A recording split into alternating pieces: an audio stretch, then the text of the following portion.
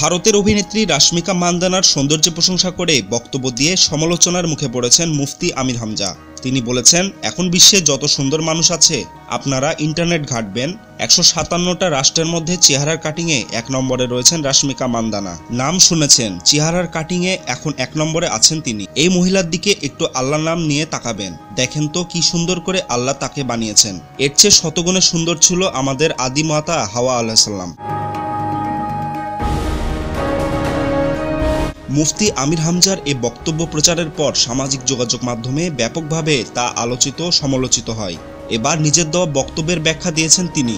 যোগাযোগ মাধ্যম ফেসবুকে ব্যক্তিগত অ্যাকাউন্টে তার বক্তব্য পরিষ্কার করেছেন এই মুফতি। হামজা লিখেছেন, আমার দেওয়া বক্তব্য নিয়ে চলমান যে বিতর্ক, সেই আলোচনাটাতে শুধুমাত্র উক্ত নায়িকার আলাপটুকুই আমার ভুল হয়েছে, আমি তা স্বীকার করছি। তবে যদি আলোচনাটি পুরোপুরি শোনেন তাহলে দেখবেন আলোচনাটি গুরুত্বপূর্ণ ছিল।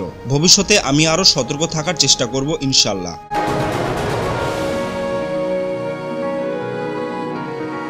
একই পোস্টে আমির হামজা আরও বলেন, আমি স্বীকার করছি মানসিকভাবে আমি পুরোপুরি সুস্থ না, শারীরিক ও মানসিক কোনো দিক দিয়ে আমি ফিট না। নিজের অজান্তেই অসংলগ্ন কথাবার্তা মুখে চলে আসছে, আমার আচরণও আমার নিয়ন্ত্রণে থাকছে না।